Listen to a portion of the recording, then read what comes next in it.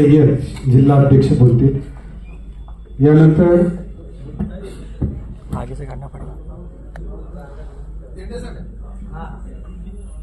जय हिंद मित्रांनो, आज संविधान रक्षा समिती इथे आज जे कार्यक्रम ठेवण्यात आलेला आहे, आपल्याला जनसुरक्षा कायद्याच्या विरोधात ही मीटिंग ठेवण्यात आली आहे. आम्हाला असं वाटतंय की हे जनसुरक्षता नाही, हे सत्ता सुरक्षा कायदा बनवतात. त्याच्या पुढे अजून 2 पाऊल संघ सुरक्षा कायदा आहे. त्याच्या पुढे अजून 1 पाऊल यांचा धन सुरक्षा कायदा आहे.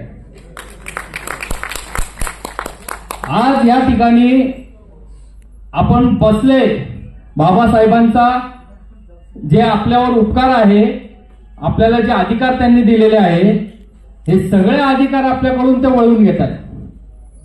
आणि ह्या लोकांना इंग्रज कसे करत होते, इंग्रजाच्या विरोधात जर काही कोण बोलायचा त्याला उचलून ते जेलमध्ये टाकायचे. कारण सत्तेच्या विरोधात कुणाला बोलायचा अधिकारच नव्हता, आपण गुलाम होते.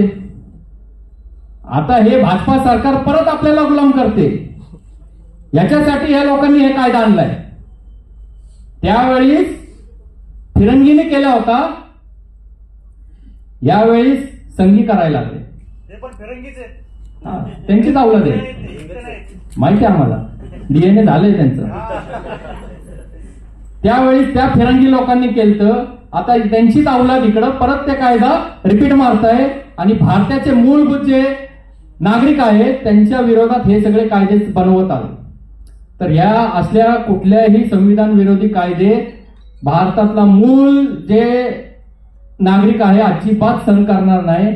आपण इकडचे मूल निवासी लोक आहे, आपल्या रक्तात भारताची माती आहे. आणि हे परदेशातून जे आलेले लोक आहे त्यांचे कायदे आपण कसं काय सहन करणार? आपले कायदे आपण बनवणार ना. आता मला इथं एक गोष्ट सांगायची आहे. ज्यावेळी भावानी कमीत कमी 50 संघटनाचे नाव इथं सांगितले, मला आनंद झाला की एवढी संघटना चळवळीत आहे, तरी भाजपची सरकार कशी काही येते हो? फक्त ईव्हीएम नाही, ते फक्त 3.5% लोक आहेत. आपण 96.5 किती पर्सेंटेज? आपण 96.5% आपण आहे. आणि ते 33-34% ते बहुसंख्या तिथं सरकार बनवतात. आणि आपली संघटना एवढी आहे, हे तर वरती बाबासाहेबांनी लिहिलंय. काय लिहिलंय? शिका, संघटित व्हा, संघर्ष करा. त्याच्यामुळे आपण काम करतोय का? आपण संघटित होतोय का? आपण एकत्र संघर्ष करतोय का? आपण संघटित नाहीये, आपण संघर्ष करत नाही. त्याच्यामुळे हे आपले बाप बनून बसले. आपण 50-100 संघटना तर काढले, पण ऐन इलेक्शनच्या वेळेस पण आपण एकत्र होत नाही. आपण वेगवेगळ्या मुद्द्यांवर काम करतोय, वेगवेगळी संघटना बनवली आहे, पण इलेक्शनच्या वेळेस आपल्याला बाबासाहेबांनी जे सांगितलंय, संघटित व्हा आणि संघर्ष करा. संघर्ष केल्याशिवाय तुम्हाला कुठल्याही प्रकारची कामयाबी हासिल होणार नाहीये. आता आपल्याला करायचं एक मोठं आंदोलन. भाऊनी सांगितले सूचना द्या. Social democratic party of India तर्फे 24 तास कुठली पण मदत लागली तर आम्ही तुमच्या बरोबर संपूर्ण ताकदीने आहे आणि संपूर्ण आमचा तुम्हाला पाठिंबा असणार. आणि या संघर्षाला आमचा संपूर्ण जीव, रक्त, धन सगळं तुम्हाला जे काही लागेल ते सगळे आम्ही द्यायला तयार आहे. कारण लोकशाही फक्त आता टोकावर राहिलेली आहे आणि हा कायदा जर झाला तर आपण परत गुलाम होणार, 100% गुलाम होणार. तुम्हाला सत्तेच्या विरोधात बोलायचा अधिकारच संपणार आहे. आपल्या येणाऱ्या पिढी आपल्याला लाथा घालणार आणि बोलणार की ज्या वेळेस तुमच्याकडे वेळ होता तुम्ही त्याच्या विरोधात आवाज का नाही उचलला? तुम्ही त्यांच्या विरोधात आवाज का नाही उचलला? तुम्ही एकत्र होऊन या अशा इंग्रजांच्या औलादांना सत्तेतून बाहेर का नाही फेकला? ते आपली पिढी आपल्याला विचारणार. तर येणाऱ्या पिढीसाठी आपल्याला एकत्र व्हावं लागणार आहे. फक्त या मोर्चासाठी नाही, येणाऱ्या इलेक्शनसाठी पण आपल्याला एकत्र व्हावं लागणार आहे. कारण जिथून कायदे बनतात तिथं आपण आहेच नाही. आणि सर्वात मोठा जोडा तर मुस्लिम समाजाला आहे.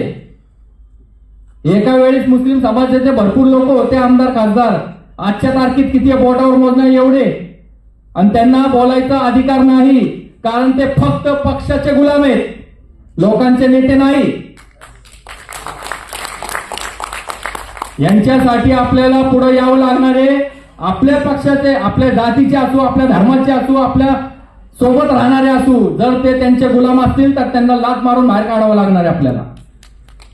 आणि पुढे आपल्याला काम करावं लागणार आहे, एकत्र येऊन करावं लागणार आहे. आपल्या पिढींसाठी, आपल्या मुलाबाळांसाठी आपल्याला पुढे जाऊन एकत्र येऊन इलेक्शन पण आणि हा मोर्चा पण, सगळी जे प्रॉब्लेम आहे सगळ्यांना एकत्र येऊन करावं लागणार आहे. मुस्लिम समाजाचा प्रॉब्लेम आला तर सगळं समाजांनी मिळून त्यांच्या प्रॉब्लेमकडे लक्ष द्यावं लागेल. जर दलितांचा प्रॉब्लेम आला तर सगळ्यांनी एकत्र येऊन त्याच्याकडे लक्ष द्यावं लागणार आहे. इथं प्रॉब्लेम होतोय काय की मुस्लिम समाजाचा प्रॉब्लेम असला तर फक्त मुस्लिम लोकांनीच बघायचं, ख्रिश्चनचं आलं तर त्यांनीच बघायचं.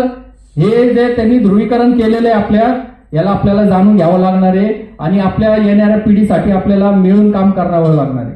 आणि या आंदोलनाला जे काय मदत लागणार, social democratic party of India तर्फे आम्ही संपूर्ण तुमच्या बरोबर आहे, संपूर्ण ताकदीने आहे. आणि कधी पण तुम्हाला आमची गरज लागली तर आम्हाला फोन करा, आम्ही तुमच्या बरोबर आहे. जय हिंद, जय भारत.